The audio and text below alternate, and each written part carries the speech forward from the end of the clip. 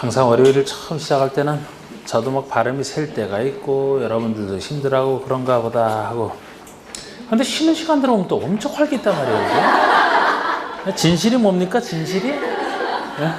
제가 처음 판단한 거가요? 나중에 판단한 게 진실인가?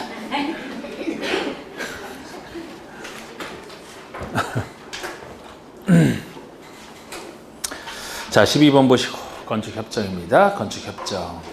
항상 건축협정은 결합건축과 구별하셔야 되는, 건축협정은 여러 땅을 대상으로 합니다. 여러 땅을 대상으로 해서 그곳에 땅 가진 사람들이 전원동의로 협정을 체결했다 그러면은 개별적으로 적용했던 규정을 협정구전 땅의 전부나 일부를 대상으로 해서 통합 적용하는, 그래서 개성 있는 마을을 만들 수 있는, 이게 건축협정에 대한 얘기예요.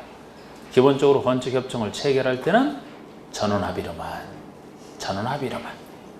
그래서 폐지할 때는 과반수 동의로, 체결할 때는 힘들어도 사적 협정을 우리가 공정규제에 우선하는 것이라 체결은 힘들어도 폐지할 때는 좀 더 돌아가기 쉽게 과반수 동의로.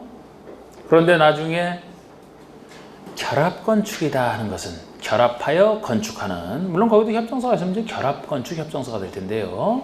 결합건축은 이 건축협정과 달리 두 땅 사이에 100m 이내에 있는 두 땅 사이의 문제이기 때문에 다른 거 결합도 아니고 용적률만 결합하겠다는 얘기고, 두 땅 사이 문제이기 때문에 이건 체결할 때도 폐지할 때도 다 두 사람 전원합의다라는 거, 그런 차이, 기본적인 차이가 있죠. 건축협정에 대한 설명을 옳지 않은 것은 건축협정을 체결하려면 토지나 건축을 소유자나 지상권자 즉 지을 사람의 과반수 동의로 안 됩니다. 전원합의로, 전원동의 전원합의겠죠.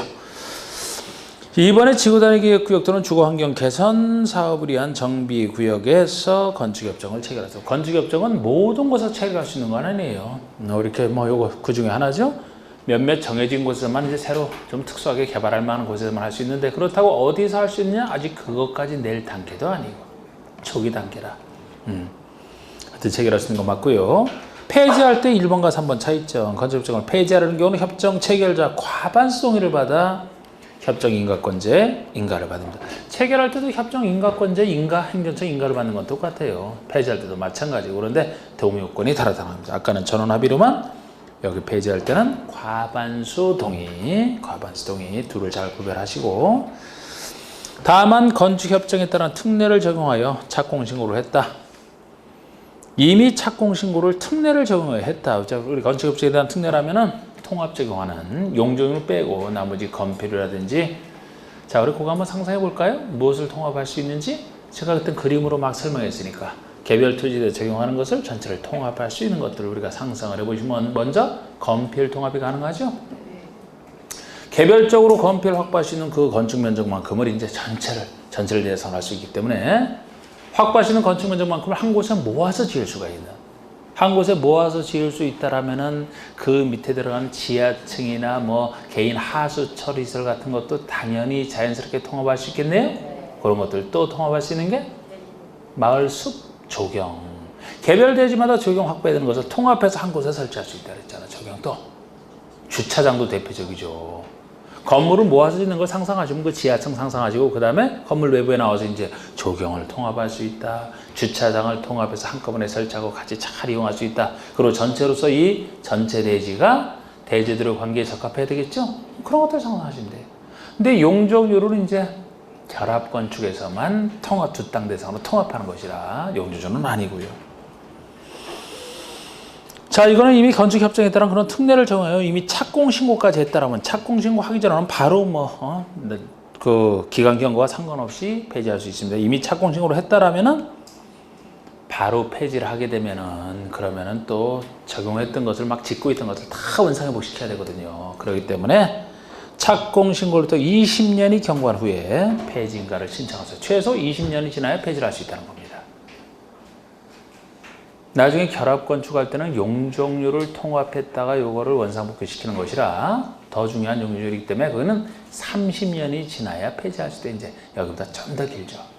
근데 아직까지도 그래서 이런 숫자를 바꿔서 낸 적은 없단 말이죠. 주로 1번, 3번을 했지.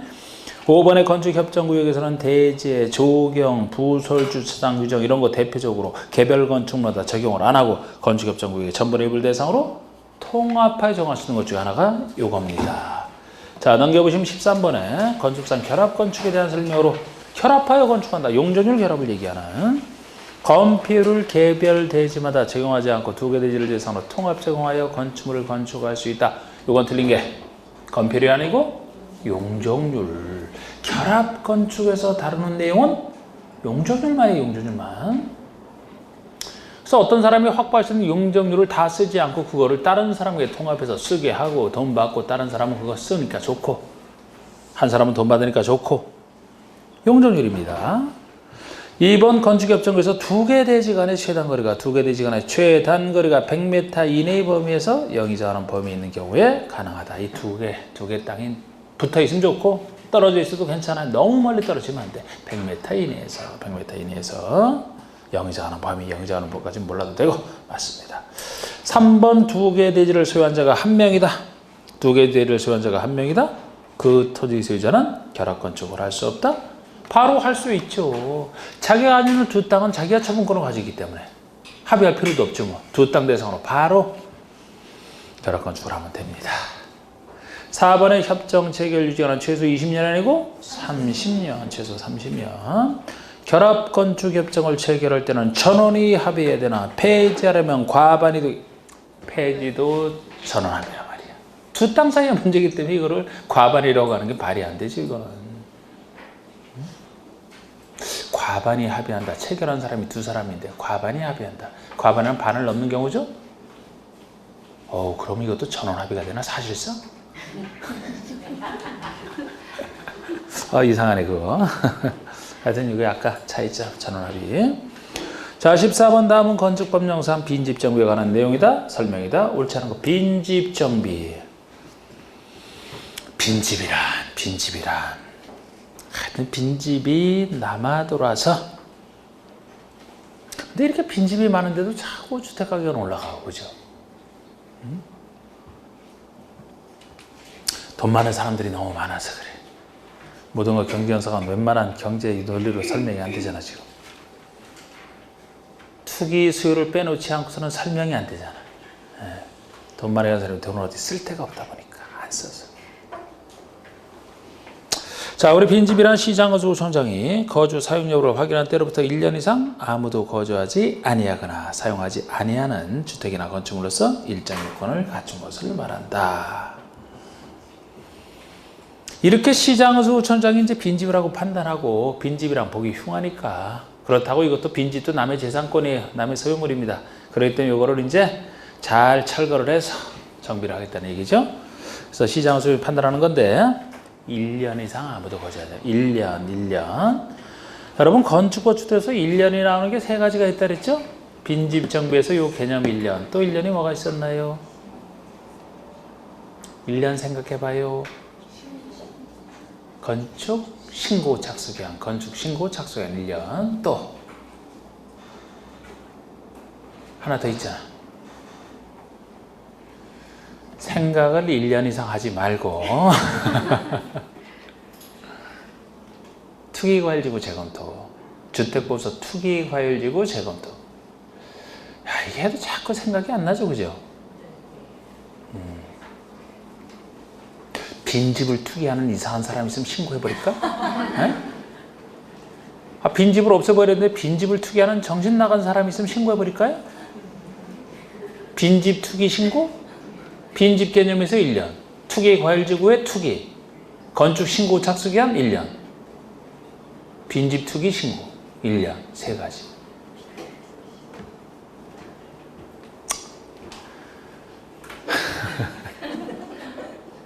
아유, 하도 생각이 안 나니까 말이야. 그렇게 하든지 그렇게 하시든지 그러면.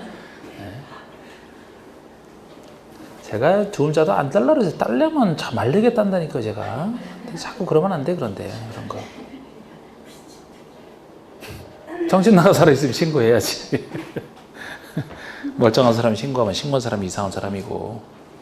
자, 2번에 시장건축구청장은 빈집 소유자에게 철거 등 필요한 지체를 명할 수 있다.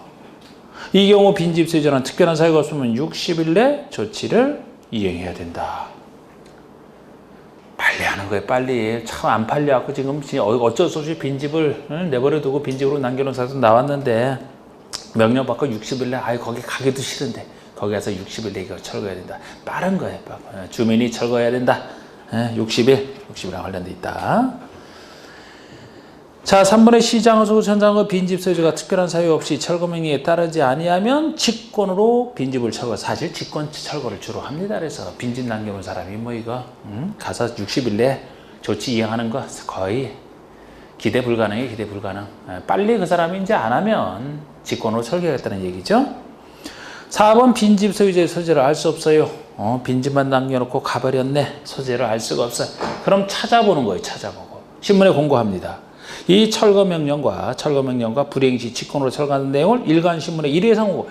참 공고도 간단하죠. 한 번 이상 공고니까 한 번 공고하면 끝이죠. 누가 보지도 않을 거예요. 이거. 그래서 이때도 만약에 공고에 따르면 공고한 따로부터 언제까지 나 여기 있어 하고 나타내드리는 게 아니고 공고한 때로부터 1년이 아니고 60일이 지난 날까지 빈집 소유가 철거를 안 하면 이것도 공고한 때부터 60일 내에 직접 나타나서 철거를 하라는 거예요. 응? 엄청 빠른 거지. 60일에 철거를 안 하면 직권으로 철거할 수 이렇게 하는 거. 그래서 이것도 아까 2번 직접 철거하는 것도 60일. 공고했을 때, 공고 받은 때로도 60일 철거하라. 60일. 그래서 그겁니다. 그 다음에 5번에 철거할 때 정당한 보상비 빈집 소유자에게 지급하라. 남의 재산물을 철거하니까 물건을 철거하니까 당연히 정당한 보상을 해줘야 돼요. 항상 보상은 적법 절차를 전제로 해서 손실이 생겨서 발생하는 게 보상인데 정당한 보상을 해야 되는데 이 정당한 보상하는 개념이 가로 속에 감정평가액을 말한다는 게 특이합니다. 참고로 기존 건축물에 대해서 법을 위반하지 않은 기존 건축물에 대해서 나중에 법 위반이 있게 되면 역시 철거 등의 조치는 취할 수 있는데 기존 건축물의 소유자는 잘못한 사람이 아니기 때문에 역시 그 철거를 하게 되면 손실보상은 해줘야 돼. 거기서도 보상은 정당한 보상이에요. 그런데 정당한 보상이라는 개념이 거기서는 시가고 여기는 감정평가라는 차이점이 있습니다. 여기는 시가로 하고 싶어도 원래 정당한 보상은 시가 보상을 얘기하는 거예요. 원래는 할 수가 없다 그랬잖아. 팔려야 시가라는 게 형성이 된다 그랬죠. 그죠? 아니 안 팔려서 빈집으로 남겨놓은 것이라 시가를 하고 싶어도 못한다니까. 이거는 감정평가예요. 차이 많이 나겠네. 그죠? 감정평가 얘기면 뭐 살지도 않는 집이고 뭐 그런데 그 뭐 값을 잘 하겠습니까? 감정평가를 말한다는 것도 정확히 보셔야 되고. 15번에 다음은 건축법상 이행강제금에 대한 설명이다. 옳은 거. 이해강제금도 작년에 한번 특이한 거면 냈지만 또 나올 가능성도 배제할 수는 없어요. 왜? 작년에 내고 나서 이번에 또 최근에 바뀐 게 있어서. 위반 내용에 따라 시가법상 50%를 기준으로 해서 위반 내용에 따라서 100%, 90%, 80%, 70% 곱해준다. 그걸 작년에 냈던 것이고. 그건 지금도 변함이 없어요. 그런데 주거용 건축물이 작을 때, 서민용인 주거용 건축물이 작을 때 총 부가횟수 자체를 5회 내에서 줄이거나 하는 그런 부분도 그리고 2분의 깎아주는 그런 부분을 이번에 바뀐 거죠. 총 부가횟수 자체 5회 내에서 줄인다는 얘기는 아예 삭제해버리고 대상도 2분의 1 반까지 줄이는 대상을 옛날에 85에서 60 이하로 바꿨기 때문에 그 바뀐 부분도 좀 보셔야 되는 겁니다. 자, 그래서 이해점에 대해 설명이 다 옳은 거 됐는데 건축으로 허가 없이 건축한 경우. 자, 이게 중대한 위반 4가지 중에 하나예요. 일단 위반 내용이 중대한 건 4가지, 그렇지 않은 위반 이렇게 나눠지죠. 그죠? 중대한 위반 4가지가 생각을 해보시면 건축허가나 신고 없이 건축했다. 원래 건축할 때는 건축하서는 권리를 취득해야 돼요. 그런데 건축허가 없이 아니면 신고대상에 신고 없이 이게 2가지고 예를 들어 건축허가나 신고 시 인정받은 건폐율과정률이 있을 거 아닙니까? 근데 그 건폐율을 초과해서 지었다. 그것도 중대한 거예요. 건축허가나 신고 없이 지은 거. 그리고 건폐율을 초과했다. 이게 중대한 위반 4가지입니다. 중대한 위반은 제곱미터당 시가 표준액으로 따지는 거 특이한데 시가 표준액 50%가 최대치예요. 최대치일 뿐이야. 그거 이하에서. 그런데 여기다 중대한 위반 4가지에 대해서 50% 곱하기 100에서부터 70%까지 곱해주는 제일 중대한 위반은 뭐라 그랬어요? 무허가. 이것이 제곱미터 C값이 50%에 해당하는 금액의 위반 면적을 곱한 금액 이하 범위에서 다시 90을 곱하는 게 아니고 100분의 100%를 곱해줘야 되죠. 100%를 곱해줘야 됩니다. 90%는 뭐예요? 용적률 초과. 80%는 건폐율 초과. 70%가 가장 약한 신고 없이 건축한 경우. 자, 이번에 연면적 85 이하의 주거용 건축물의 경우에 위 1의 금액에 2분의 1 범위 안에서 지자체 조례가 정하는 금액을 부과한다. 이게 85 이하가 아니고 60 이하라는 거예요. 60 이하 이제는. 아까 1번 금액이든 아니면 기타 위반이면 약 10%가 최대치가 되는데 그것은 둘 다 쓰는 거예요. 60 이하 이제는. 그러니까 이건 혜택을 줄였다 보시면 돼요. 혜택을 줄였다. 옛날엔 85 이하, 지금은 소형주택 60 이하의 주거건축물만 다시 그 금액의 2분의 1 반까지 최대치를 깎아주는. 회수 제한은 없고요. 지금은. 하여튼 이거 틀렸고 3번에 건축물을 건폐를 초과해 건축한 경우. 이것이 아까 얘기했던 80%짜리죠? 80% 곱해주는 거 맞고. 4번에 허가권자는 최초의 시정명령이 있은 날을 기준으로 하여 1년에 1회씩 해당 시정명령이 이행될 때까지 반복하여 이행강제금을 징수할 수 있다. 항상 이행강제금은 형벌이랑 상관없는 제도로서 반복과 징수가 특징이에요. 명령 이행할 때까지 계속 반복과 징수합니다. 이게 특징인데 여기서는 몇 번씩 해서 틀린 거예요. 1년에 1회씩 징수할 수 있는 게 아니고 1년에 2회 이내에서 아니 이것도 1년에 1회씩이니까 아니 2회 이내니까 한 번씩 또 하는 거 맞지 않습니까? 이런 국어가 참 어려운 거예요. 이거는 그냥 일반적 기준을 나타낸다 보셔야 돼. 1년에 1회씩이 아니고 1년에 2회까지도 가능하다. 2회 이내. 혹시 그렇게 해서 4번을 또 몰았다 이렇게 하신 분 있나요?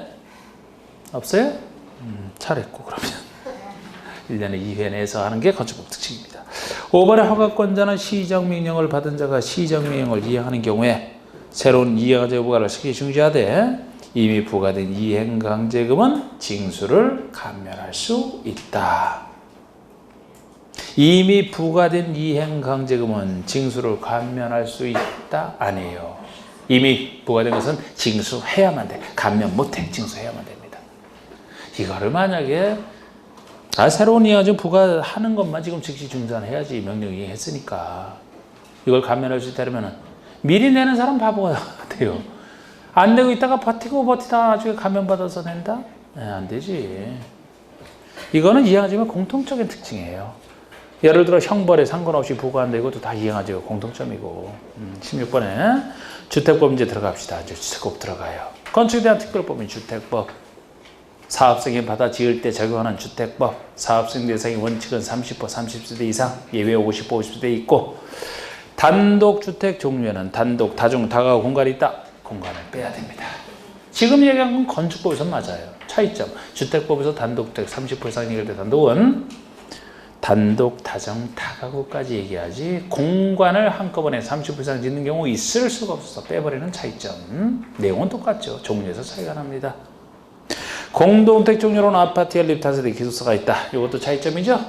기숙사는 주택법에서는 주택이 아니고 준주택에 들어갑니다. 그러니까 공동에서 주택법에서 공동주택 30세대 이상 할 때 공동주택은 아파트 연립 다세대만 갖고 얘기하는 거예요.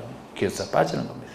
3번에 한국토지주택공사가 건설하는 주택은 규모에 관계없이 국민주택에 속한다. 어떤 국민주택도 누가 지었든 규모에 관계없이 되는 건 없어요. 국민주택이라는 것은 당연히 국민주택 규모가 딸려있죠. 국민주택 규모라는 것은 보통은 전용면적 85 이하. 요게 전용면적 100 이하까지 되는 경우 있잖아. 100 이하까지 되는 경우. 수도권이 아닌 지방 중에서도 도시지역이 아닌 읍면을 전제로 해서 조금 넓게 100 이하까지 가. 이 국민주택 규모가 항상 있어야 돼요. 그래서 국민주택 규모는 공통점은 무엇이냐? 공공이 지은 것 중에서 아니면 공공이 짓지 않았더라도 국가지자체 재정을 지원받았다라는 얘기가 들어가는 것으로서 국민주택 규모를 얘기합니다. 그래서 한국토지주택공사라면은 공공사업체이기 때문에 이 사람이 국민주택 규모를 갖춰 지었다라 국민주택 규모를 초과해서 지었다라면은 토지주택공사가 지었지만 민영주택이 되는 거죠. 그때는 4번의 국민주택 규모 여기 있는 수도권에 소재한 읍면에서 1호 1세대당 85 이하를 얘기한다라는 것이 맞는 것이 수도권에 소재하고 있기 때문에 그래요. 무조건 85 이하 예외 없습니다. 이거는 수도권이 아닌 지역 중에서 수도권이 아닌 지역 중에서 다시 도시지역이 아닌 수도권에 하는 곳을 지방이라 그랬죠. 지방 중에서 도시지역이 아닌 읍면만 100 이하입니다. 수도권에 소재하고 있기 때문에 85 이하가 맞는 거예요. 기숙사는 준주택에 속하지 아니한다. 준주택이다. 준주택의 종류에는 뭐가 있어요? 오노, 다기. 주택 아닌 것 중에서 주거 역할로 쓰이는 거. 오가 오피스텔, 노인복지주택,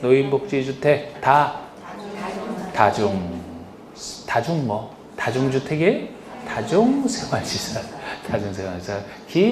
기숙사, 오노, 다기. 17번에 세대구분형 공동주택에 대한 설명으로 옳지 않은 거. 원래 한 세대짜리인데 한 세대를 구분해서 쓰다가 구분해서 한 세대에 살면서 다른 가구는 세를 주면서 살다가 나중에 통합할 수 있는 세대구분형. 그런데 우리 세대구분형 공동주택은 처음부터 세대구분형으로 새로 건설하는 것과 기존의 공동주택을 공동주택관리법에 따라 허가 등을 받아 새로 구조를 변경하는 것, 이 두 가지를 나눠서 보셔야 돼요. 기존에 있는 공동주택을 변경하는 것보다는 새로 건설하는 게 좀 더 많이 지을 수는 있어요. 기존의 것을 만약에 바꿀 때는 기존의 공동주택에 거기에 맞춰 다른 게 다 정리가 되는데 이거를 세대를 구분하게 되면 그만큼 세대가 늘어나게 되면 그죠? 주차장 포함해서 여러 가지 불편한 일이 많이 생겨요. 바꿀 수는 있지만 새로 건설하는 것보다는 훨씬 제한적입니다. 그 차 위주로 보셔야 돼요. 차 위주로. 자, 옳지 않은 거. 공동택의 주택 내부 공간의 일부를 세대별로 구분하여 생활이 가능한 구조로 하되 그 구분된 공간 일부에 대해서 구분소를 할 수 없는 주택이다. 이거는 뭐 세대구분형 건설하든 기존이든 다 똑같은 공통점이에요. 그 구분된 공간 일부를 다른 사람이 구분소를 할 수 없다 그래도 이 구분소가 된다면 나중에 통합이 안 되거든요. 기본적으로 여러 세대에 상관없이 한 세대짜리이기 때문에 한 사람이 소유하면서 나중에 나눴다가 합칠 수 있는 구분소를 할 수 없다는 게 특징이에요. 일부를. 이번에 사업 승인을 받아 건설하는, 이건 이제 새로 건설할 때 아닙니까? 이 건설하는 세대구분형 공동주택의 세대수가 단지 공동주택 전체 세대수의 3분의 1을 넘지 않아야 된다. 자, 이러면 숫자를 정보하시라고 해놨습니다. 자, 우리 건설에 보면은 각각 구분된 공간마다 욕실, 부엌, 현관까지 별도로 설치하라 이런 게 당연히 있고, 이게 구부 세대구분형 공동주택이 장점이 수익이 생긴다는 점이라니 장점이라면 단점은 주차장이 부족해야 되는 게 항상 단점이라 그랬어요. 여러 세대로 구분되어 있어도 새로 건설할 때는 몇 세대 이상 몇 세대까지 구분할 수 이런 얘기도 없어요. 그냥 그런 제한은 없는데 그 대신 이게 한 세대로 계산이 되기 때문에 주차장이 부족해 되는 단점이 있어서 처음 지을 때도 세대 구분형 공동주택이 차지하는 비율이 세대수 기준이든 면적, 전용 면적 기준은 똑같이 둘 다 전체 단지 전체 세대 면적의 3분의 1을 넘지 못한다. 작다는 기준이 아니라 3분의 1 넘지 못한다. 3분의 1 이하한다. 이거는 똑같습니다. 세대수든 전용 면적이든. 그런데 이건 새로 건설할 때 쓰는 얘기고 기존의 것을 관리법에 따라 이렇게 할 때는 차이점을 알아야 돼요. 일단 2번 맞고 3번에 이거는 공동주택 관리법에 따라 행위 허가를 받아 설치하는 세대구분형 새로 건설하는 게 아니고 기존에 있던 공동주택을 공동주택 관리법에 따라 허가를 받아 이렇게 세대구분형으로 바꾸는 경우인데 이게 이때 구분된 공간의 세대는 기존 세대를 포함하여 2세대 이하라는 것. 기존 세대를 포함하여 몇 세대까지 구분이 가능하냐? 2세대까지밖에 안 돼요. 그러면 기존 한 세대를 딱 둘로만 나눠서 3개로도 못 나눠요. 하나는 수익형으로 쓰고 하나는 살고. 건설형은 이런 얘기 없잖아. 건설할 때는 2세대 이하 그런 얘기 없단 말이에요. 여기만 있는 얘기란 말이에요. 이게 작아요. 그리고 또 이것이 너무 많이 차지하면 글쎄 그 기존에 불편한 사람들이 많기 때문에 4번이죠. 공동주택 관리법에 따른 행위 허가를 받아 설치하는 세대구분형 공동주택 세대수가 단지 안의 전체 공동주택 전체 세대수의 10분의 1과 동에서 3분의 1을 가까이 넘지 않아야 된다. 아까 새로 건설할 때는 단지 전체에서 세대수가 3분의 1 이하면 됐죠? 근데 여기는 단지 전체를 딸 때는 3분의 1이 아니고 10분의 1 이하니까 훨씬 적게 설치할 수밖에 없잖아. 새로 건설할 때보다는.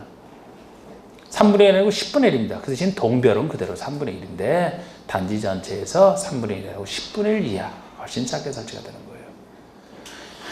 그리고 여기는 안 나있지만 여기는 뭐 굳이 따진다라면 구분된 공간마다 욕실 부엌은 필수고 현관까지는 아니죠. 그냥 구분 출입문 정도 설치가 되는 건데 뭐 이 정도 숫자가 중요한 숫자들이 되겠습니다. 2, 3, 4번 숫자가. 그리고 5번도 여기 전체적으로 공통적으로 쓰는 주택 건설 기준 등을 적용하는 경우에 세대 구분형 공동주택의 세대수는 그 구분된 공간마다 하나의 세대로 산정한다. 구분된 공간마다 하나의 세대로 산정한다라면은 구분된 공간이 몇 세대면 몇 세대로 산정 아니죠? 구분된 공간에 관계 없이 하나의 세대로 산정한다 그래야 돼요. 구분된 공간 세대에 관계 없이 그래야 돼. 그래야지 전체 몇 세대로 나눠졌든지가 아니고 한 세대로 본다는 얘기 아닙니까? 이건 하나의 세대라도 구분된 공간마다니까 이렇게 얘기가 확 달라지지.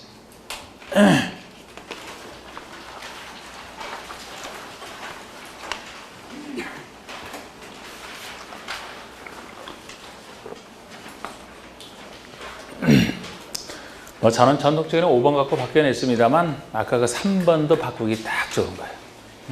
기준세를 포함하여 2세대까지 하는 거 제외하여 2세대 이렇게 틀리게 낼 수도 있고 포함하여 3세대 이렇게 할 수도 있고 아직은 기존주택을 이제 이렇게 바꾸는 것은 아직 적게 인정하는 거예요. 아직은.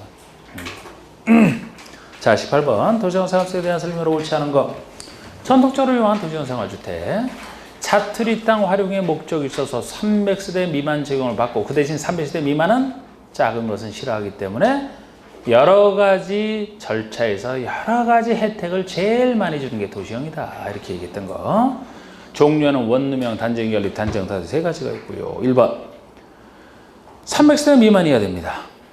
자투리 땅 활용 300세대 미만.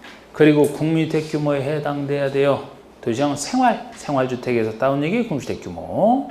그리고 도시형에서 따온 얘기 지역상으로는 도시지역에 건설해야 됩니다. 다른 지역에는 건설 못해요. 공통된 특징입니다. 그 다음에 2번 세대별 전용면적이 85제곱미터인 아파트는 도시형 생활주택에 해당한다. 여러분 아파트가 도시형 생활주택이 되기 위해서는 어느 형태로만 가능하다 그랬어요? 원룸 형태로만. 단지형 아파트는 종류는 없거든요. 연립다세가 원룸형 요건을 갖추면 원룸형이고 아니면 단지형이잖아. 근데 아파트는 원룸형밖에 없어요. 원룸형이 없다라면 우리 원룸형의 조건 중에 하나가 원룸은 너무 넓어도 안 되죠? 전용면적? 50이야. 원룸 50이야 했던 거. 그러니까 아파트가 도시형 생활주택에 해당되려면 85제곱미터는 될 수가 없고 50이어야 되는 50이야. 50제곱미터 이하일 때만 가능합니다. 원룸형으로서. 틀렸고 3번의 단지형 연립과 단지형 다세대는 일정 경우의 주택으로 쓰는 중수를 5층까지 지을 수 있다.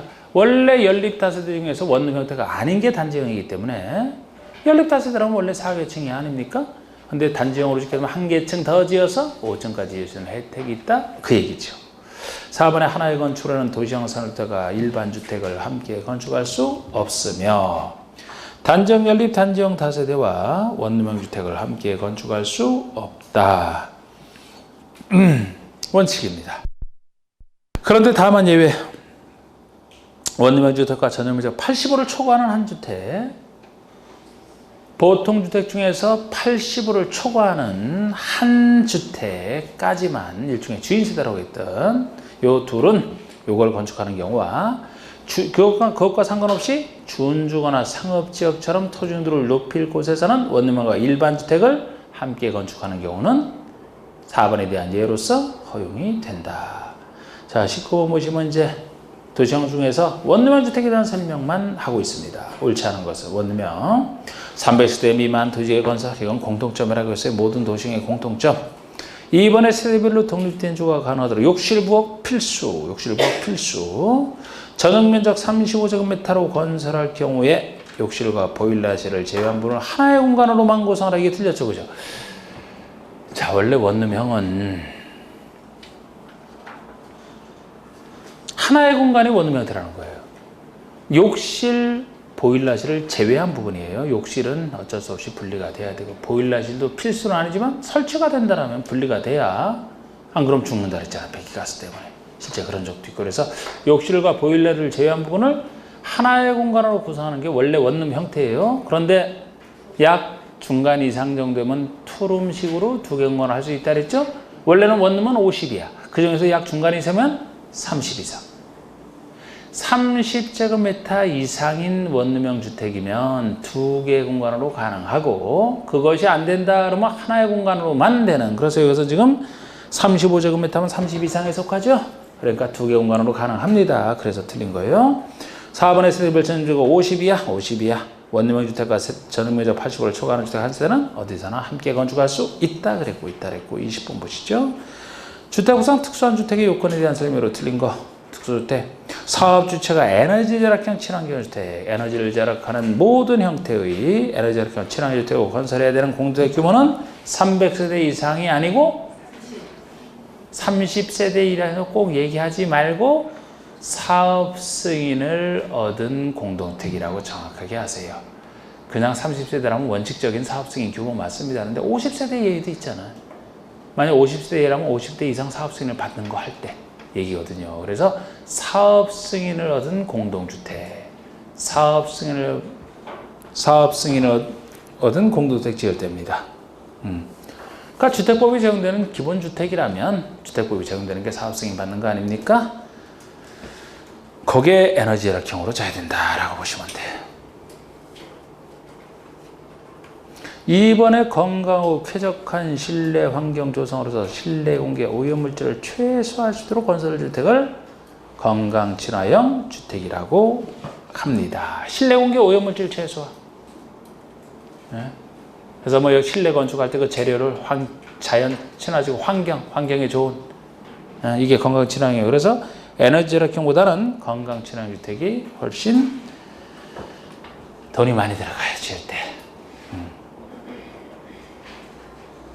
막 뭐 피톤치드 나오는 그런 것들 막 쓰고 그냥 친환경 재료 막 쓰니까. 아유, 저도 엄청 바쁩니다만 또 이번 주말에 또 하루 잡아서 또 설악산 쪽으로 갔다 왔는데 뭐 처가 쪽 또 한번 모이자 그래갖고 또 날 잡아서 다른 때 시간이 안 나서 한번 갔다 왔는데 건강 친화형 참 공기 깨끗해요. 머리 상쾌하고 나중에 거기 한번 가보세요. 시험 끝나고 갈 때쯤은 단풍이 좋을 때인가? 단풍 졌을까요? 그때면? 10월 말이면 단풍이 한창 될 때인가? 한창 될 때예요? 저 아래쪽으로 갈수록 좀 더 느려지죠. 설악산은 그때는 지었겠네, 막. 맞나? 하여튼 참 우리나라에서는 설악산이 제일 깨끗한 것 같아요.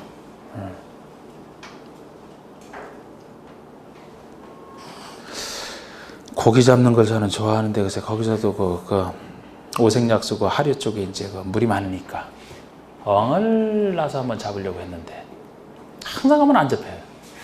안 잡히는데 밤새워서 이렇게 해놨더니만 하나에서 한 13마리 정도가 잡혔어요. 근데 또 하나는 처남이 났는데 제 거로 처남이 났는데 이걸 누가 가져갔어. 제 거 13마리면 거기 그 정도 들어갔을 거예요. 그 정도면 매운탕 끓여 먹을만 하다 했는데 아침에 가보니까 줄이 끊어져 있고 누가 들고 간 거야. 절도. 결국 한 5,000원 잡아서 이 정도면 막 피라미 큰 거니까 끓일만 하겠다 그랬더니만 또 사촌 처제도 같이 갔는데 말이야. 그것도 욕심이 나서 그냥 형부 가져갈게요 그래. 결국 맛은 하나도 못 봤네. 아침에 건진 거라. 자, 3번의 사업체가 500세대 이상의 공동주택을 건설하는 경우는 친환경 건축자재에 사용된 건강 친환경 주택을 건설해야 되는 경우는 500세대 이상입니다. 500세대 이상. 자, 이렇게 여기서는 이제 사업 승인 받은 공동주택, 그것이 에너지 절약형. 그 다음엔 500, 1000 이렇게 나가죠? 500, 1000. 이게 500입니다. 장수면주택 개념이 나와 있죠. 구조적으로 오랫동안 유지관리할 수 있는 내구성을 갖추고 입주자 필요에 따라 내부주를 쉽게 변경할 수 있는 가변성과 수리 용이성이 뛰어난 아주 우선주택이라 이게 100년 바라보고 지은 주택이라고 했습니다. 그래서 이 장수면주택은 제일 돈이 많이 들어가죠. 셋 중에서는. 그래서 대상이 1000 이상이에요. 1000 이상. 5번이죠. 사업주가 1000세대 이상의 주택을 공급하고자 하는 때는 장수면주택의 최저 등급인 일반 등급 이상의 등급을 인정받아야 되니까 최저 등급만 받으니까 최소한의 장수면주택으로 재야 될 것은 1000세대 이상이다.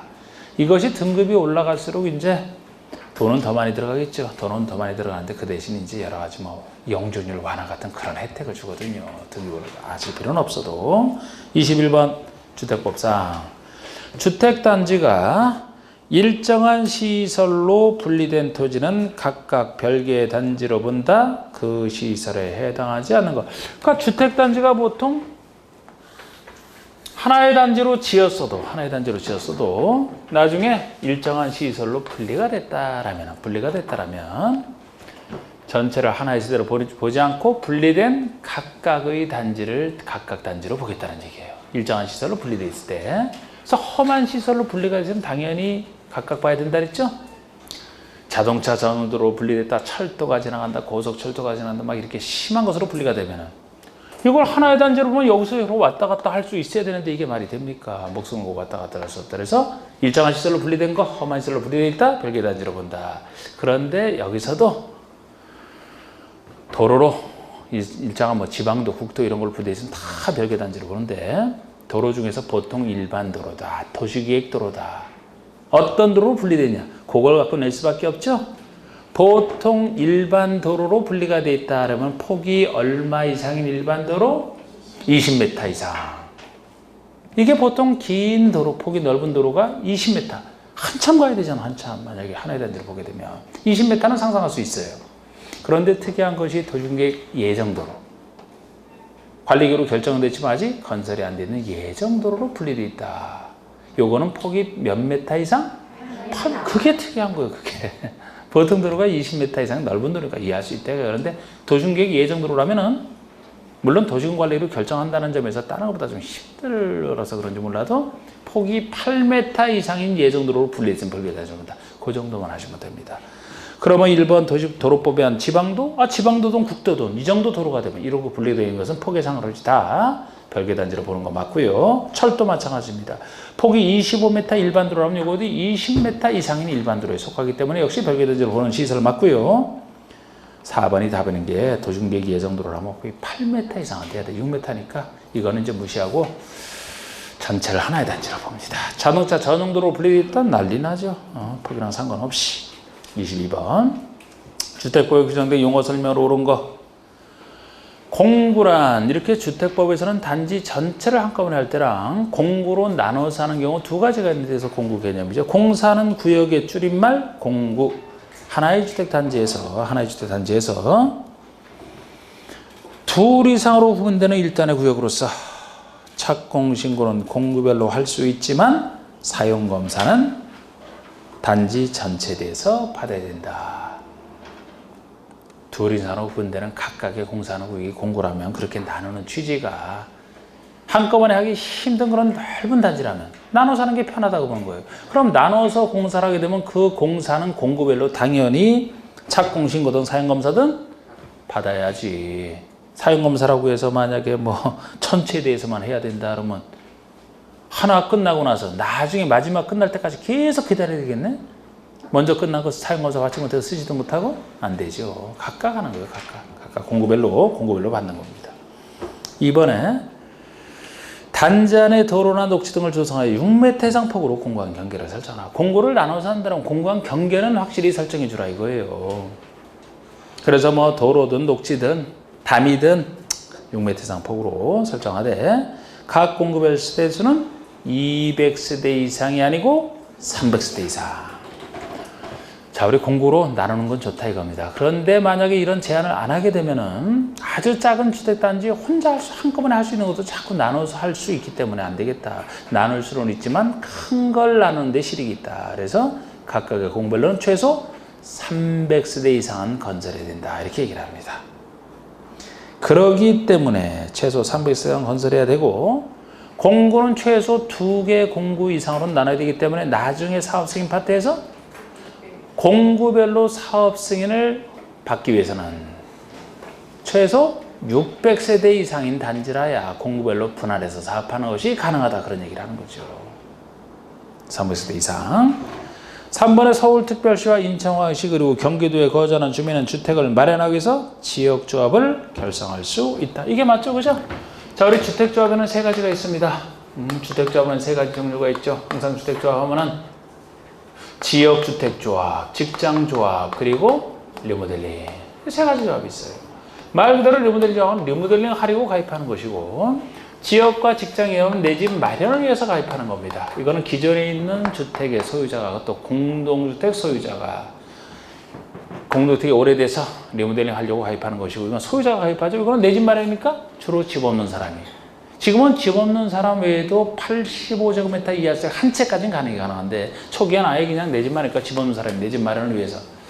그래서 이 여기에 공통되는 얘기도 주택조합에서 나오지만 항상 지역과 직장에만 적용되는 규정이 있다라면은 새로 이건 내 집 마련이니까 새로운 주택을 건설해서 공급받아야 내 집 마련이 되거든요. 건설 공급에 관련되어 있는 규정은 여기에만 적용된다. 이거는 새로운 건설이라고 얘기 안 해요. 이미 건설 주택을 간단하게 리모델링 할 뿐이다. 건설 공급을 전제로 하진 않아요. 여기는 건설 공급을 전제로 하는 규정만 적용되는데 그중에서 지역이라면 옛날에 초기에는 같은 특광시군 내에 거주하는 주민만이 가입했는데 지금은 이제 광역교통망이 발달이 돼서 지도 생각하면 된다. 여기 경기도 안에 서울, 인천이 존재하죠? 서울, 인천, 경기도 사람은 같이 가입할 수 있어요. 그래서 강원도 사람은 안 되지. 맞는 겁니다. 서울, 경기, 인천이 가입할 수 있다면 강원도라면 강원도 사람들만 그 밑에 충청도가 있다. 그러면 충청북도와 충청남도 사람들은 가입할 수 있어요? 없어요? 충북, 충남 없다 그래야지. 없다 그래야지. 따로 가면 그냥 없다 그러면 돼. 그럼 충남 사람은 어디랑 가입할 수 있어요? 세종? 대전? 세종, 대전. 충남 안에 있으니까. 전북? 전북 사람끼리만. 전남? 광주와 전남. 경북? 대구와 경북. 경남? 부산, 울산, 경남. 제주도 따로.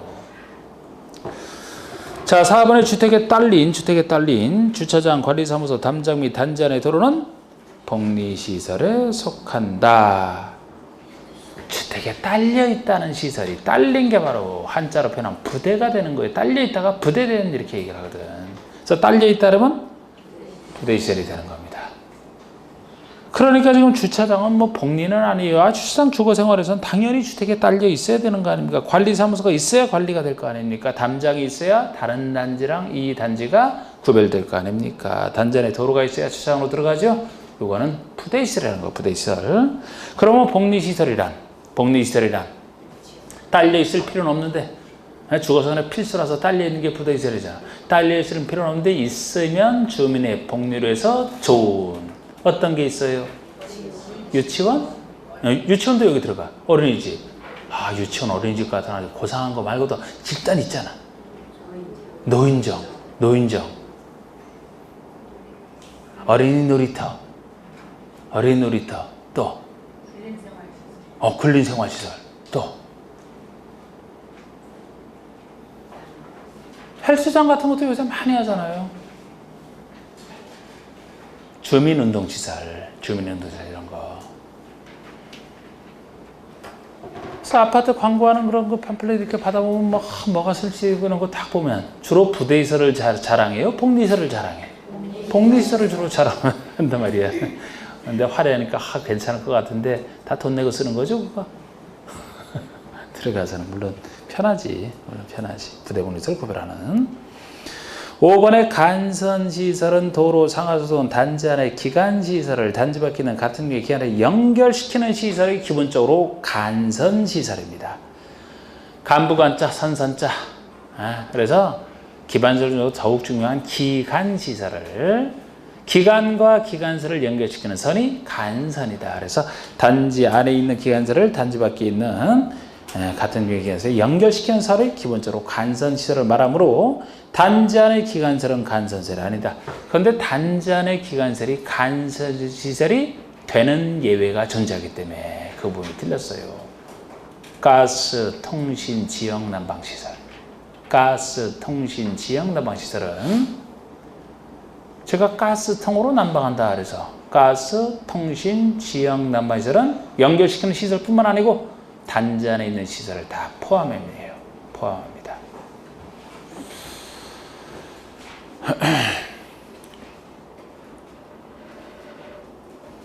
여러분 쓰는 거 도시가스 같은 거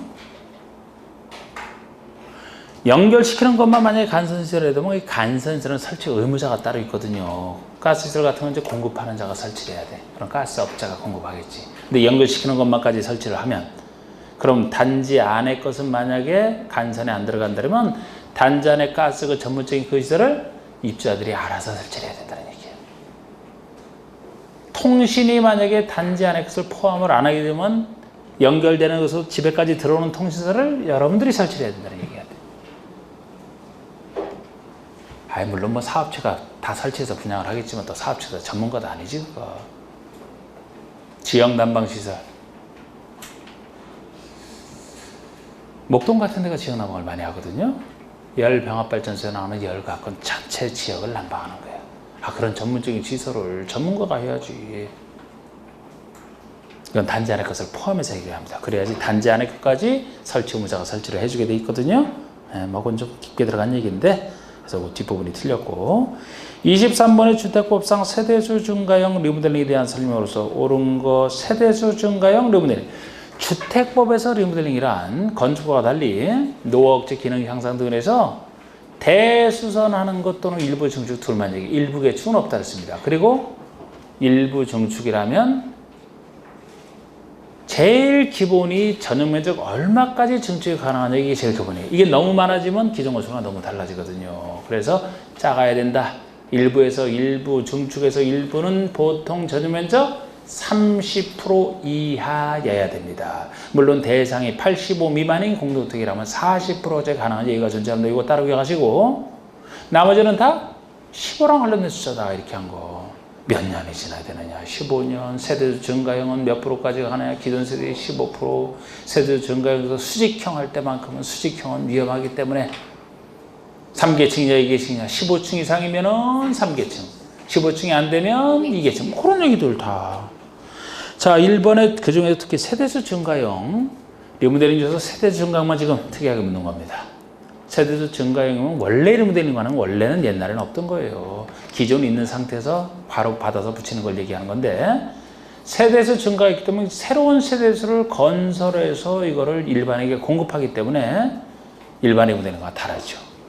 근데 그런 부분이 있어야 이제 그 리모델링에 참여하는 사람들의 비용 부담이 줄어들기 때문에 나온 제도인데 공동주택의 사용검사로부터 20년이 경과되어야 세대수 증가 리모델링을 할 수 있다. 20년이 아니고 15년. 이건 이제 일부 증축에 다 들어가는 거죠. 15년. 참고로 대수선을 통한 리모델링 할 때는 몇 년이 지나야 됩니까? 10년.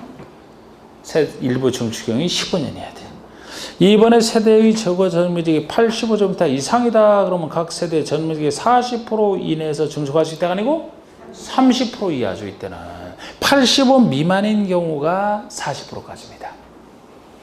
보통은 30%가 한도예요.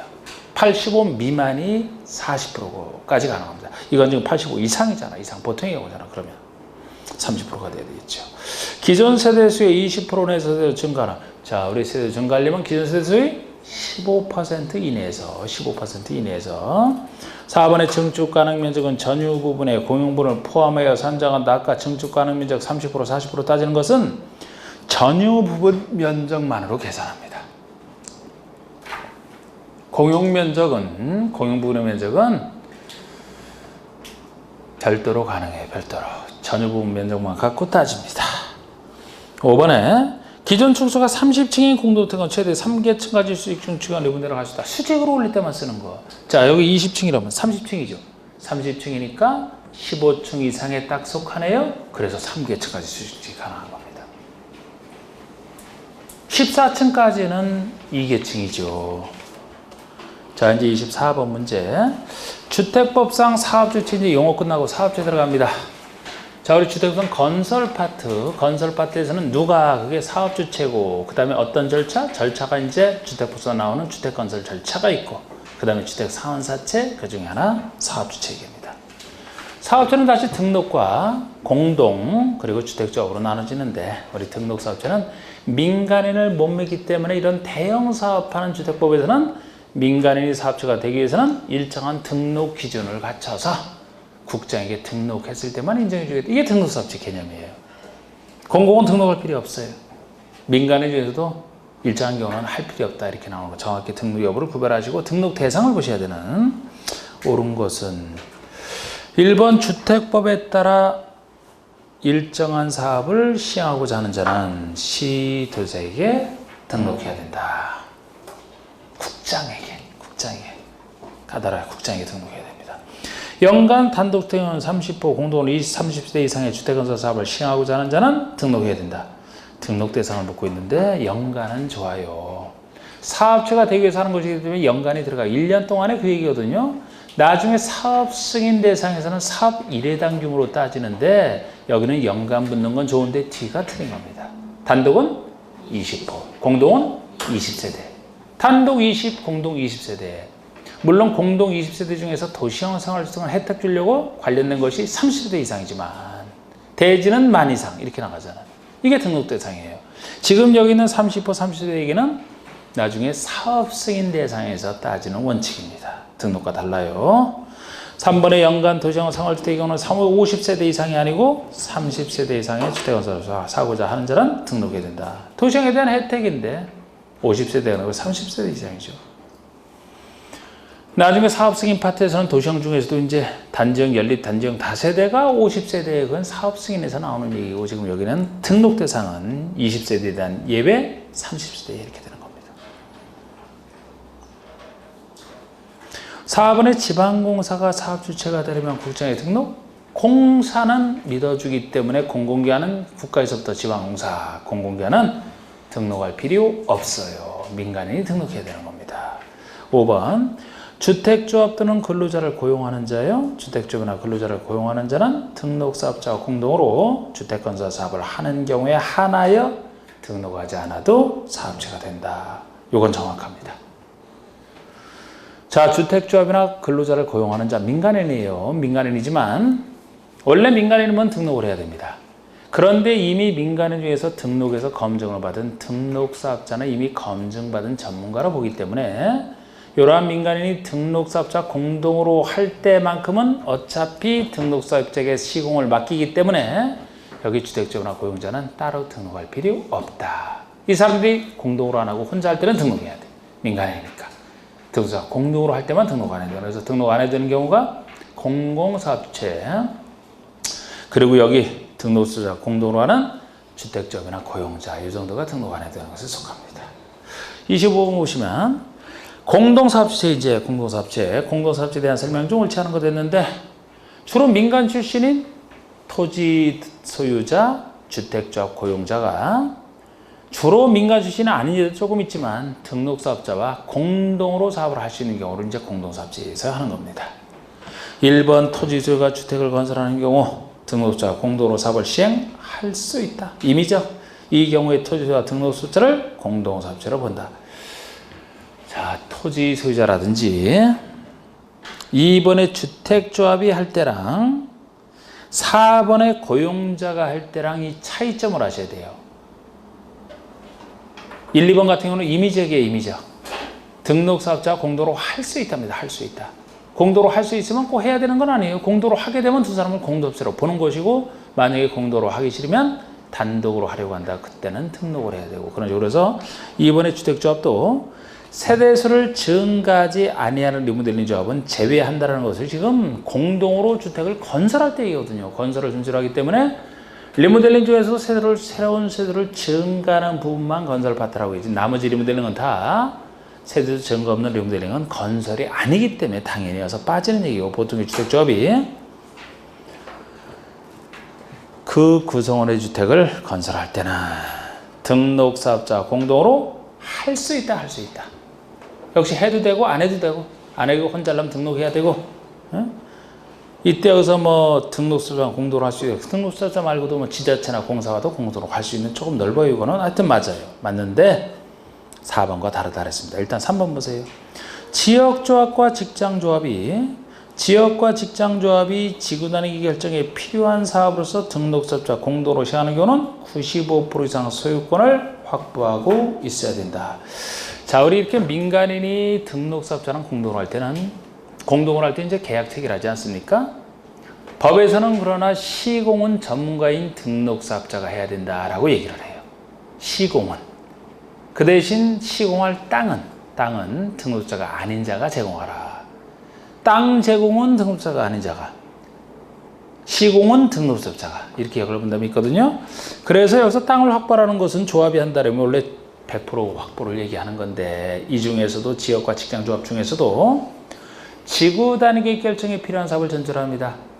우리 주택 건설하는데 꼭 지구 단위가 없어도 상관없어. 그런데 지구 단위 결정에 필요할 정도의 사업이라면 상대적으로 큰 사업이기 때문에 이때는 100% 확보도 어렵지 않느냐. 95% 이상 소유권 확보로 충분하다 이렇게 하고 있는 거예요. 95%는 여기서만 나오는 얘기가 보통은 이제 다 전체 소유권 확보를 얘기하죠. 4번에 고용자가 근로자주택을 건설한다.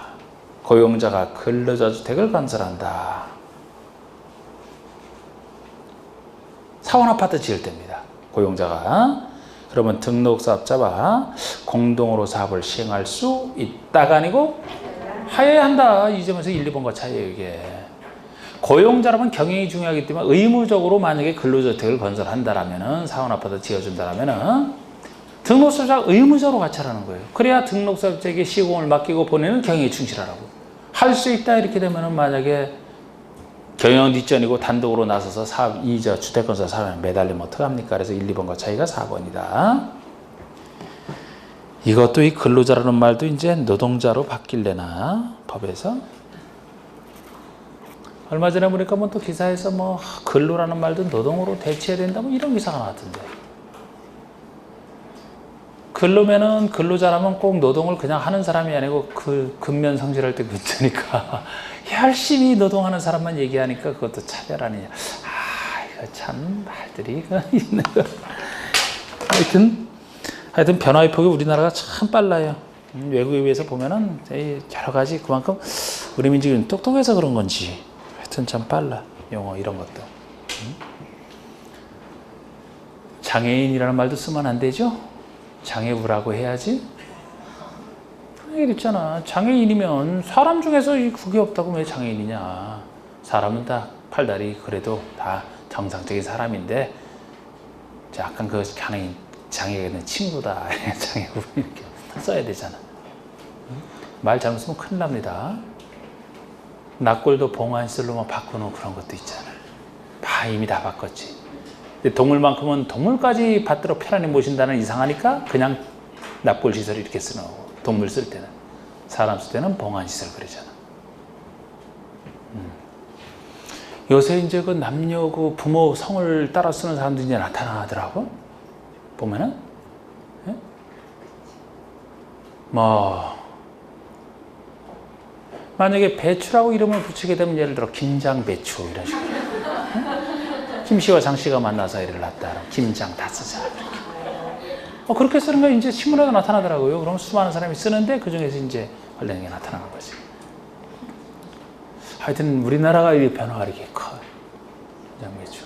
거기다 김장 씨가 이제 나중에 또 결혼해서 또 애를 낳았다. 그러면 이제 박 씨와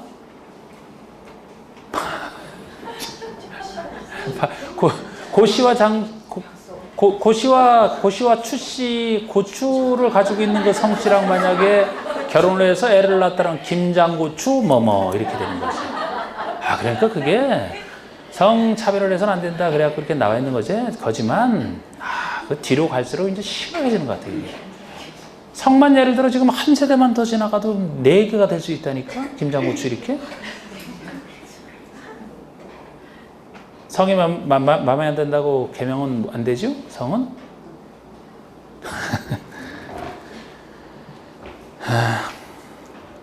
여권 그것 때문에 하도 많이 그러죠 이제. 근데 외국 같은 데는 아예 여자 이름 아예 성을 안 써요. 자기 성 자체를 안 쓰는 게 아니고 아예 잃어버리죠, 그죠? 남자 성을 그대로 따라가죠. 우리나라가 훨씬 앞서 있는데도 이제 그것도 다 도입된 것이.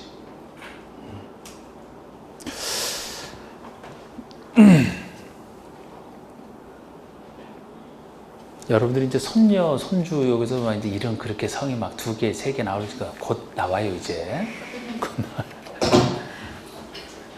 자. 5번에 등록소유자가 아닌 토지소유자 등이 대지의 소유권을 확보하고 있어야 되고 등록자는 시국요건을 가지고 아까 역할을 본다. 그 얘기 26번. 자, 실시간 됐습니다. 바로 하고 그냥 끝냅시다. 26번에 주택조합 설립에 대한 설명이다. 바른 것으로 고르면. 자, 우리 주택조합은 일단 개발조합, 정비조합과 달리 법인에 한 얘기 없어요.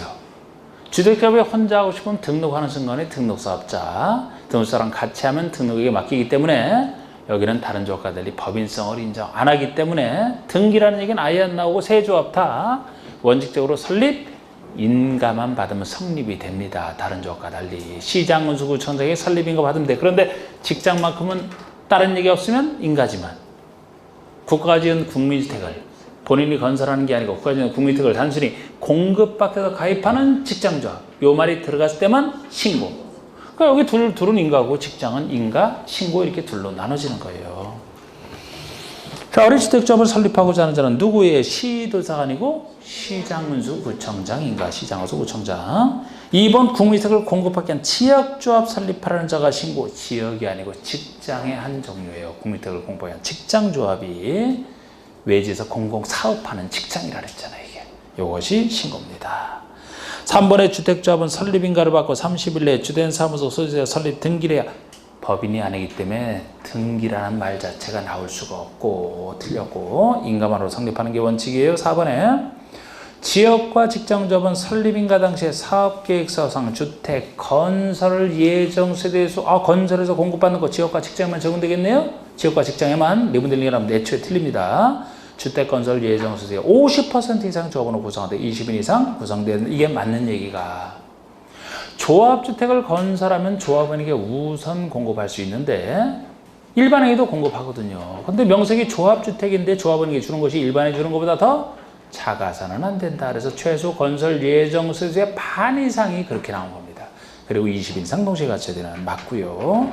5번에 주택조합은 설립인가를 받은 대로부터 1년 내 사업 승인을 신청하라. 자, 우리 사업 설립인가를 받고 나서 사업 승인을 언제까지 신청해야 되나요? 2년. 건축과 주택에서 135 아닌 거 2년 했잖아요. 주택에서 5년짜리 유명한 것은 사업 승인 후 착수기 아니고 5년이고 이거는 사업 승인 후 착수기한 묻는 게 아니고 사업주체로서 사업 승인을 언제까지 신청하느냐니까 2년이죠. 자, 27번에 주택법상 주택단지 전체를 대상으로 리모델링 조합을 설립하라는 경우 조합 설립인가 신청 시 제출될 첨부서류가 아닌 거. 조합 설립인가 신청 시 제출해야 될 첨부서류를 얘기하는데 지금 어느 조합 만들 때냐? 리모델링 조합을 만들 때 이것도 단지 전체를 대상으로 리모델링 조합 만들 때입니다. 1번 단지 전체 구분소유권의 각 3분의 2 이상 단지 전체 구분소유자 3분의 2 의결권 3분의 2 각 동별로는 과반수 결의. 이게 지역 직장에 나오는 리모델링만 있는 리모델링 조합인가 신청할 때 여기만 있는 제출 서류 중에 하나입니다. 기존에 있는 사람들 중에서 이제 얼마 동의를 해야 조합 설립하느냐 그 얘기 아닙니까? 지역과 직장에서는 기존에 있는 사람들이 아니고 새로 모집하는 것이라 이런 동의는 필요 없죠. 기본적으로 3분의 2예요. 3분의 2 전체 3분의 2 동별 과반수인데 만약에 지금 여기서는 전체를 물어봐서 그렇지 하나의 동만 대상으로 조합을 만든다면 동의 3분의 2가 되는 거예요. 그때는. 네. 자, 하여튼 이거 맞고요. 조합원 전원이 자필로 연명한 조합 규약과 조합원 명부 이거는 모든 조합에 다 공통점이고 그러니까 여기도 들어가겠죠. 3번에 해당 주택 소유주의 80% 이상 토지자 토지 사용 승낙서 이게 답이 되는 게 이거는 지역과 직장에서만 필요한 서류입니다. 리모델링은 새로운 땅을 필요로 하지 않아요. 기존 있는 상태에서 세대수 증가 따라서 기존 있는 단지에서 증가할 뿐이거든. 그런데 지역과 직장은 새로운 주택을 건설해야 되기 때문에 새로운 주택 지을 땅을 필요로 하고 적어도 지역과 직장 만들 때는 땅에 대한 80% 이상 사용 권한을 증명하는 그런 서류는 있어야 된다는 겁니다. 이건 리모델링 없는 서류란 말이에요. 4번은 증축에 해당 리모델링 할 때는 15년이 지나야 되니까, 5번은 대선을 통한 리모델링 할 때는 10년이 지나야 되니까 각각의 그 기간이 지났음을 증명한 서류. 1번과 4번, 5번은 리모델링에만 필요한 서류고, 이거를 지역과 직장에서 물으면 이걸 집어넣어서 틀리게 할 수가 있죠. 2번은 공통된 것이고, 3번은 지역과 직장에만 있는 서류라 3번이 틀린 겁니다. 28번의 주택조합원의 자격에 대한 설명으로 옳은 거, 주택조합원의 자격. 리모델링은 주로 공동주택 소유자가, 지역과 직장은 내 집 마련이니까 일정한 기간 동안 조합의 설립인가 신청 당시부터 조합직에 입주하는 까지 무주택 또는 85주택 한 채 소유한 세대주. 그 중에서도 신고 대상의 직장조합은 약간 다릅니다만, 1번 지역과 직장조합의 조합원 자격은 조합 설립인가 신청일로부터 자격이 있어야 돼요. 조합 인가 신청할 때부터, 물론 괄호 속에 투기과일직을 하면 그 설립인가 신청 1년 전부터 자격이 있어야 되니까 좀 더 까다로운 거고, 이거는 보통은 조합 설립인가 신청일로부터 조합석에 지어서 입주할 수 있는 입주 가능일까지 갖춰야 되는 게 맞습니다. 2번 지역조합의 조합원은 조합 설립인가 신청일 현재 해당 지역에 3월 이상 거주연자여야 된다. 지역만, 이건 지역에만 있는 거예요. 지역에 신출내기는 안 된다. 그 지역에 적어도 3월 이상 거주하는 이 거주 요건. 아이고, 뭐야 지금? 왜 3월을 자연스럽게 말하고 있어 지금? 틀린 거지. 6월 거주 요건, 9월 거주 요건. 3번의 전용면적 60제곱미터 주택을 한 채 소유한 세대에 주는 국민택을 공급받아서 설립한 직장조합의 조합원이 될 수 있다? 될 수 없다. 국민택을 공급받기 위한 설립한 직장조합이라는 것이 아까 신고된 직장조합을 얘기하죠. 지역과 직장이 아까 1번 기간 동안에 무주택인 세대주, 무주택 세대주이거나 85제곱미터 이하 주택을 한 채 소유한 세대주도 가입할 수는 있는데, 직장조합에서는 보통의 인가대상 직장조합을 얘기하는 것이지, 신고대상 직장조합이라면 이거는 무주택 세대주만 가입할 수 있기 때문에 85의 주택 한 채 소유한 세대주는 가입 못하는 것이 신고대상 직장조합만 그렇습니다. 그래서 60제곱미터는 85 이하지만 신고대상 직장조합이라 적용이 될 수 없습니다. 여기는 무주택 세대주만. 4번의 복리시설의 소유자는 리모델링 조합의 조합원이 될 수 없다? 될 수 있어요. 보통 리모델링이라면 공동주택 소유자가 혼자 못해서 리모델링 조합 가입하는 거 아닙니까? 공동주택 소유자는 주택법에 따라 사업 승인을 받아 지었든 건축법에 따라 건축허가를 받아 지었든 다 들어가요. 그런데 주택법에서는 이제 복리시설 소유자, 상가동의 소유자라도 요거를 가입시킬 수 있어야 단지 전체를 대상으로 한꺼번에 유인을 할 수 있다고 했잖아. 그리고 우리 건축법에 따라 지었던 것 중에서는 주상복합, 하나의 건물인데 주상이 복합되어 있다 그러면 공동주택 소유자는 당연히 가입할 수 있고, 공동주택 외의 시설 소유자도 가입을 할 수 있어야 건물 전체를 한꺼번에 유인을 할 수 있기 때문에 그랬잖아. 단독만 없다 그랬잖아. 단독만. 그게 5번이에요. 공동 건축허가를 받아, 주택법 대상이 아니라 건축허가를 받아 주상복합으로 건설한 공동주택 중에 공동주택 외의시설 소유자는 조합원이 될 수 없다? 될 수 있습니다. 보통 단독주택 소유자가 보통 안 되는 거죠. 혼자 하면 되니까.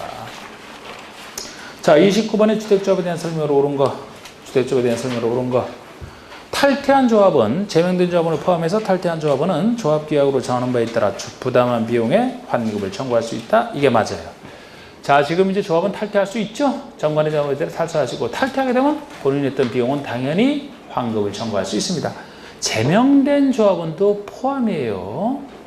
제명이 됐다 하더라도 조합원이 안 되면 물건 못 받게 되는데 본인이 냈던 비용의 환급은 청구할 수 있어야 되죠. 제명됐더라도 이걸 제외하면 틀리고 맞고, 리모델링 조합은 그 구성원을 위해서 건설하는 주택을 조합원에게 우선 공급할 수 있다.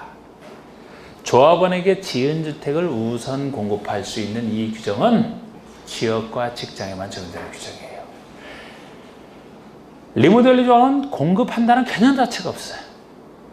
리모델링에서는 기존에 있는 상태에서 30% 이내에서 증축했다. 그 증축한 사람이 그대로 가져가는 겁니다. 대순했다. 대순하는 한 그 공동주택 소유주가 그대로 가져가는 거예요. 새로 공급받는 게 아니고 있는 상태에서 그대로 할 뿐이잖아. 세대수를 만약에 새로 증가한다? 증가하더라도 조합원에게 주는 게 아니고 그건 일반 공급을 하지 않습니까? 그러니까 조합원에게 우선에 공급한다는 규정은 리무대행은 있을 수가 없는 거예요. 지역과 직장에 나오는 얘기입니다.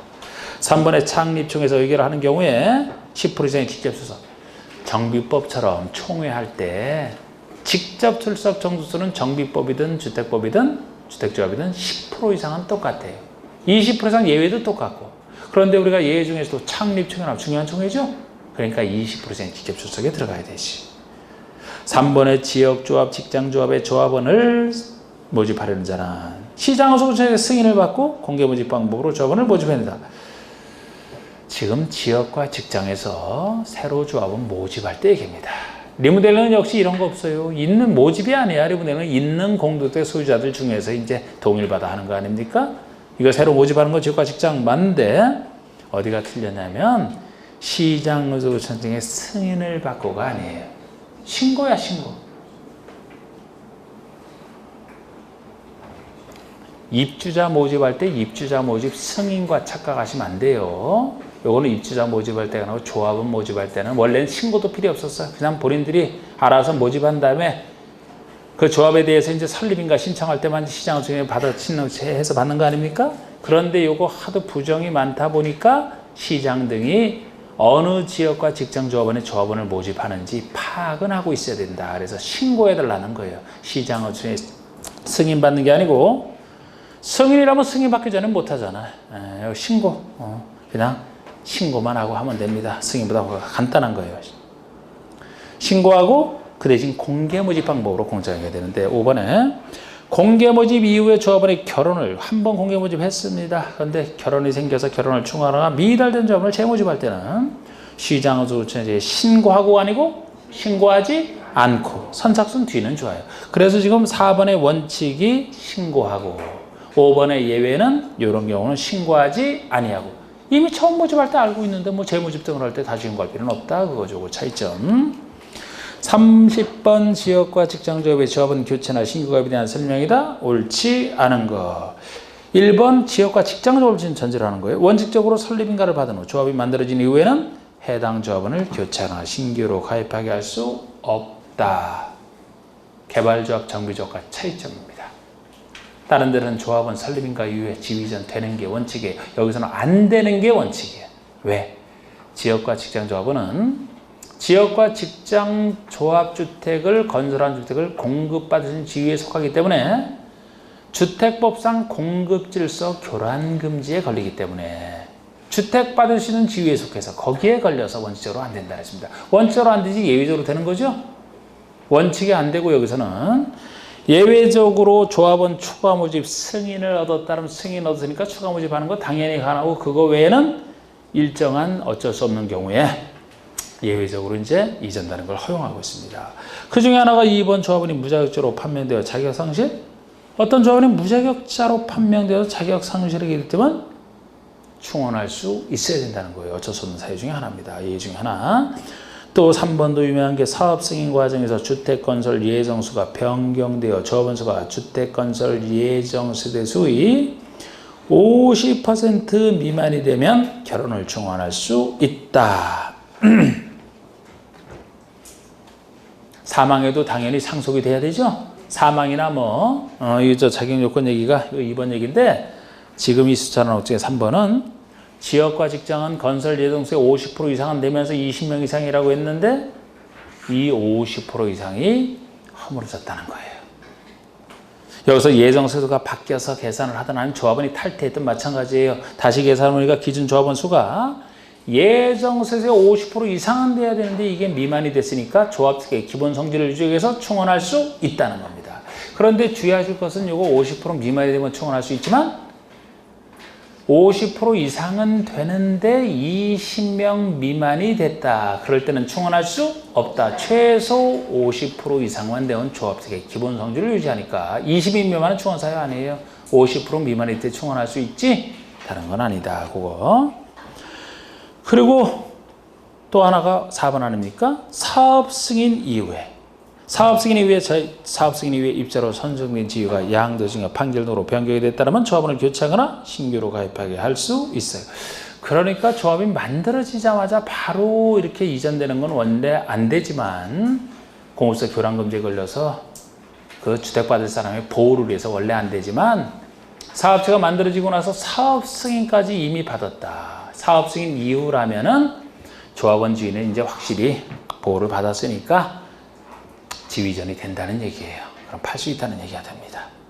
5번에 변경되는 제 조합원 자격요건 충족 여부 판단은 그 변경일 기준이 아니죠. 변경일 기준이 아니고 언제 기준이에요? 조합 설립인가 신청 당시. 설립인가 설립인가 신청일 기준으로 합니다. 새로 변경되는 자도 조합원 자격은 갖춰야 되고 기존 조합원과 똑같이 달아갔다는 거예요. 교체 신규 가입 당시가 아니고 변경 당시가 아니고 기존 조합원도 조합의 설립인가 신청 당시부터 갖춰야 되는데 설립인가 신청 당시를 기준으로 한다. 다만 상속은 항상 예외죠. 그죠? 상속받는 자는 자격 요건이 필요 없어요. 저절로 상속인이 받는 것이기 때문에 그 예외는 뒤는 좋아. 앞이 틀린 겁니다. 자, 이제 이것도 뭐 한 번 남았네요. 시간 참 빨리 가네. 자, 마치겠습니다. 수고하셨습니다.